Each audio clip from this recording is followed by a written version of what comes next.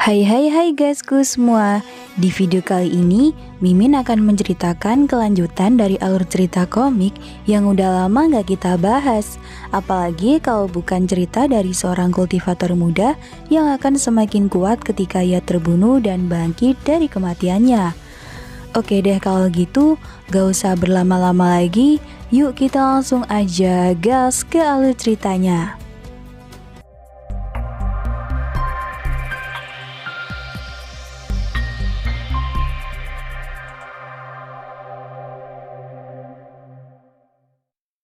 Di part sebelumnya, kita mengetahui kalau Jiang Yu telah berhasil mengalahkan dan ingin segera menemui monster misterius yang dianggap telah menculik Zhang Yun'er.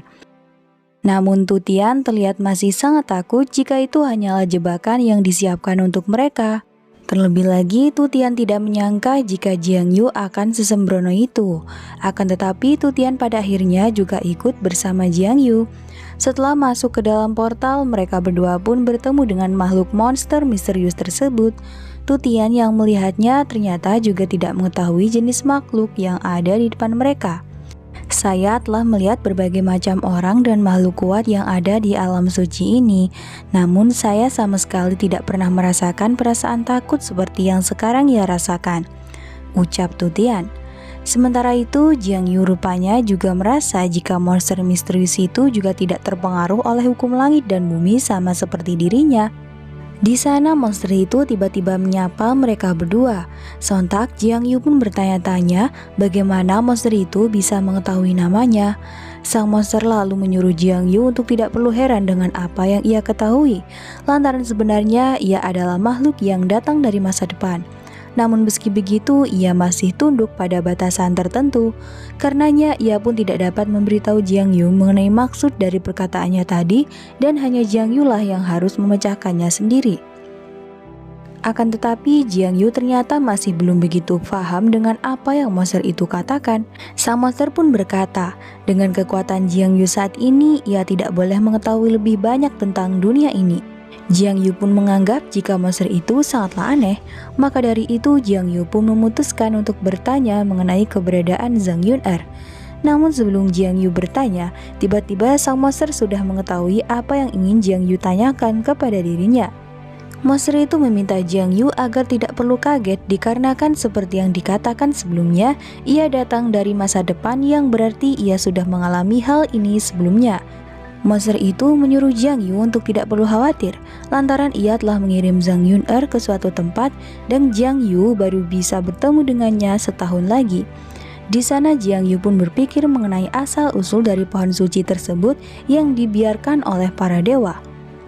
Tu Tian pun mengajukan pertanyaan apakah monster itu dan kedua monster sebelumnya adalah nyawa yang diciptakan oleh Red Phoenix Supreme. Alhasil monster itu pun membenarkan semua perkataan Tu Tian. Selain itu, Jiang Yu juga bertanya mengenai rumor dari 4 kekuatan makhluk tertinggi di zaman kuno yang jauh lebih unggul dari makhluk tertinggi lainnya, dan bahkan mereka bisa membunuh yang abadi. Lalu bagaimana sang monster bisa jatuh ke tempat itu? Sang monster rupanya tidak bisa membocorkan hal tersebut, tapi ia bisa memberitahu Jiang Yu jika di masa depan mereka berdua akan mengalami kesengsaraan tertinggi dari negeri dongeng. Mendengar perkataan tersebut, Jiang Yu pun sangat terkejut, mengingat menurut yang mereka tahu, negeri dongeng dunia para peri sudah hilang sejak lama. Namun sang monster ternyata tidak bisa mengatakan lebih jauh lagi, karena itu ia pun meminta Jiang Yu mengingat perkataannya sampai hari itu tiba. Karena seharusnya keberadaan dari sang monster tidak diketahui oleh orang lain, ia pun akhirnya mengirim mereka kedua ke dimensi lain. Sang monster hanya bisa berharap jika pertemuan mereka kali ini bisa merubah sedikit cerita di masa depan. Singkat cerita, mereka berdua pun dikirim ke tempat yang tidak dikenal. Di sana Jiang Yu pun sangat kesal lantaran sang monster tidak mau menjelaskan secara detail apa yang sebenarnya terjadi. Namun ia bisa sedikit lega lantaran Zhang Yun'er dalam keadaan aman. Di sisi lain, Tu Tian ternyata terlihat terkapar tak berdaya. Selain itu, tanpa mereka sadari, rupanya terlihat ada tangan tak dikenal yang menyentuh tubuh Tu Tian. Di sana Jiang Yu pun bertanya-tanya mengenai tempat itu. Akan tetapi Tu Tian berkata jika ia tidak mengetahui tentang tempat tersebut. Sepertinya tempat itu merupakan medan perang kuno yang sudah lama ditinggalkan. namun ia masih merasakan aura jahat yang berkeliaran. Jiang Yu pun bertanya mengenai maksud dari perkataan sang monster kepada Tutian. Akan tetapi Tutian hanya bisa menjelaskan jika mereka ingin lolos dari malapetaka tersebut, berarti mereka harus bisa menerobos kondisi tertinggi. Di sisi lain, Jiang Yu sebenarnya berpikir dengan tubuh abadi yang ia miliki, bukankah malapetaka itu merupakan hal yang baik? Tutian pun menyuruh Jiang Yu untuk tidak perlu membicarakan hal ini terlebih dahulu. Tanpa Tutian sadari, ternyata sudah ada monster di belakang punggungnya. Sontak Jiang Yu pun memberitahu Tutian agar segera menghindar. Untungnya Tutian bisa segera menghindar dari serangan monster tersebut. Tutian kemudian segera mendekat ke arah Jiang Yu untuk bertahan. Tak berselang lama, muncul beberapa monster lain dari dalam tanah yang juga siap menyerang mereka. Di sana Jiang Yu pun sangat terkejut dan merasa aneh lantaran setelah terkubur selama lebih dari puluhan tahun, kerangka-kerangka itu masih belum membusuk dan masih kuat. Singkat cerita, salah satu dari monster itu tiba-tiba melemparkan senjatanya ke arah Jiang Yu. Meski sudah menahannya, ternyata senjata tersebut masih bisa melukai tubuh Jiang Yu. Apa saya membuat kesalahan? Senjata yang bisa bertahan puluhan ribu tahun tanpa mengalami pembusukan harusnya menjadi senjata yang sangat kuat. Kerangka ini sulit dihadapi, ucap Jiang Yu. Tutian pun menyuruh agar Jiang Yu tidak meremehkan musuh-musuhnya itu, mengingat meskipun para monster tersebut telah kehilangan tubuh mereka sekarang, mereka adalah para pasukan dari alam gua di masa lalu. Namun Tutian menganggap jika para monster itu bukanlah lawan bagi dirinya, maka dari itu ia pun meminta agar Jiang Yu menyembuhkan lukanya terlebih dahulu. Sontak Tutian pun segera mengeluarkan senjata pamungkasnya dan dengan mudah berhasil menghabisi monster-monster tersebut. Di luar dugaan, ternyata kekuatan Tutian lebih baik dari Tuan Putra ketiga Tanah Suci Lingxiao, ucap Jiang Yu. Di sana Tutian pun nampak terlihat sedikit sombong dengan kekuatan yang ia miliki. Bagaimana saudara Jiang, meskipun saya tak sehebat dirimu, namun saya masih memiliki kekuatan bukan, ucapnya. Kerja bagus saudara tuh, balas Jiang Yu. Namun di sisi lain Jiang Yu masih sangat bingung mengapa meskipun Tutian telah menebasnya, monster-monster itu masih bisa hidup. Karena itu Jiang Yu pun mencoba untuk membunuh mereka agar sistem memberitahu apa yang sebenarnya terjadi. Setelah berhasil membunuh salah satu dari monster itu, Jiang Yu pun sangat senang lantaran mendapatkan 200.000 XP. Sontak hal itu pun membuat Jiang Yu sangat bersemangat untuk menghabisi para monster yang masih tersisa. Tutian yang melihat Jiang Yu pun berusaha untuk menghentikannya. Namun Jiang Yu meyakinkan saudaranya itu untuk tidak perlu khawatir. Meski begitu, Tutian masih tidak mengerti dengan jalan pikiran Jiang Yu yang selalu membuat dirinya menjadi sangat bingung. Tak berselang lama, Tutian pun tanpa sengaja menginjak darah yang ia anggap berasal dari monster itu.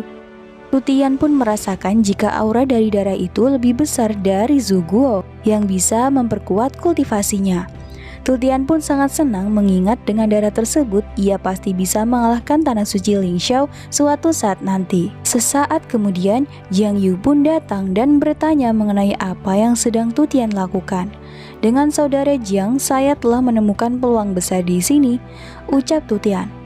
Di sana Tutian pun memberitahu Jiang Yu jika darah dari para perangka itu merupakan sumber nutrisi bagi pohon dewa suci yang terkandung banyak sekali energi murni. Selama darah terkumpul dan energi di dalamnya dimurnikan, sama sekali bukan ilusi untuk meningkatkan kultivasi seseorang. Saudara Jiang Yu, ini adalah kesempatan besar, imbuh Tutian. Jiang Yu rupanya juga menyadari akan hal tersebut, namun ia selalu merasakan hal yang tidak menyenangkan. Karena itu Jiang Yu pun menyuruh Tutian agar tetap berhati-hati lantaran darah itu nampak terlihat aneh dan belum diketahui sumbernya. Namun tiba-tiba Tutian menjadi sangat marah dan menganggap jika Jiang Yu sedang menghalanginya. Alhasil Jiang Yu pun menjadi sangat terkejut dan pada akhirnya membiarkan keinginan Tutian tersebut. Meski begitu, ia masih merasakan keanehan yang terjadi kepada saudaranya itu. Jiang Yu menganggap jika Tutian hanya sedang bersemangat untuk meningkatkan kemampuannya. Di sana Tutian pun berniat untuk menyusuri tempat itu lebih dalam lagi agar ia bisa mendapatkan banyak darah. Tak berselang lama, muncul beberapa gerombolan monster yang datang ke tempat itu karena merasakan aura dari dua manusia. Di sana, sang pengawal pun melaporkan penemuan bangkai anggota mereka yang telah terbunuh. Sang pemimpin monster pun terlihat sangat kesal dan beranggapan jika yang datang ke tempat itu bukanlah manusia biasa. Selain itu, sang pemimpin monster rupanya juga menyadari jika salah satu dari manusia tersebut telah menyerap esensi darah Phoenix Supreme.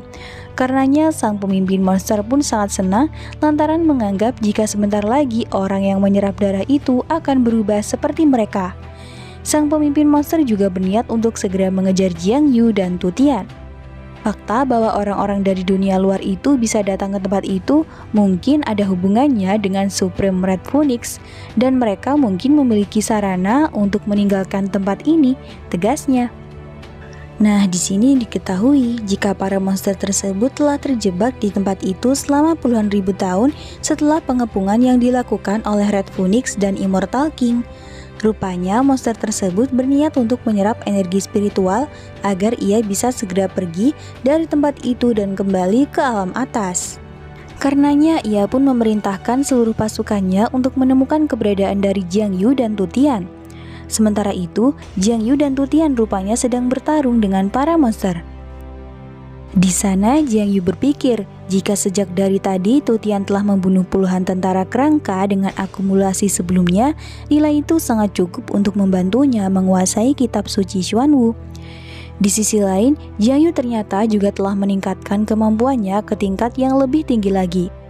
Kendati demikian, ia masih sangat khawatir dengan keadaan Tu Tian yang saat itu kelihatan sangat berbeda. Karena itu, Jiang Yu pun terus bertanya mengenai keadaan Tu Tian.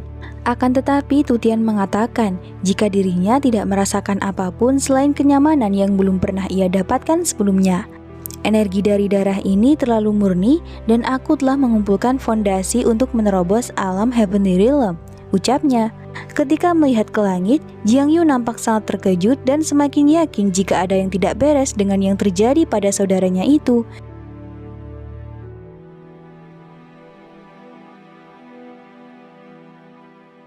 Singkat cerita, mereka pun akhirnya bertemu dengan pemimpin dari para monster.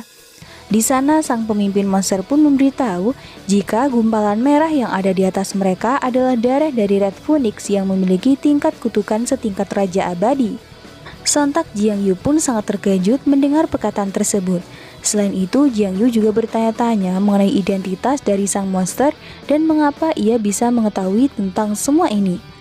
Tidak dapat dibayangkan bahwa 10.000 tahun telah berlalu dan manusia telah melupakan periode sejarah itu. Di sana, sang pemimpin dari para monster memberitahu jika dirinya merupakan jenderal di bawah komando Raja Abadi dan pernah mengikuti Raja Abadi untuk membunuh Phoenix Merah tertinggi. Namun tanpa diduga, meskipun mereka telah berhasil membunuh Supreme Red Phoenix, mereka juga terkoneksi oleh darah kebencian yang terkandung di dalamnya dan menjadi seperti sekarang ini. Tubuh Phoenix itu berubah menjadi pohon dan mereka terjebak di sana. Setelah melihat Jiang Yu yang datang dari dunia luar, sang pemimpin monster pun beranggapan pasti ada jalan yang bisa mengeluarkan mereka dari tempat itu. Sontak Jiang Yu pun sangat terkejut setelah mengetahui jika pohon itu berasal dari tubuh makhluk tertinggi. Selain itu, Jiang Yu juga bertanya-tanya, apakah penyakit darah yang disebutkan oleh sang monster sama dengan gejala yang terjadi pada Tu Tian. Ketika melihat jika sang monster berniat menyerang Tu Tian, Jiang Yu pun dengan segera berusaha untuk menghalanginya.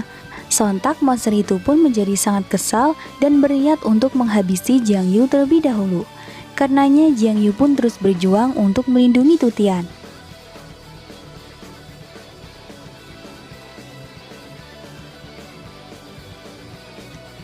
Di sana, sang pemimpin monster terlihat sangat terkejut lantaran Jiang Yu bisa menahan serangannya.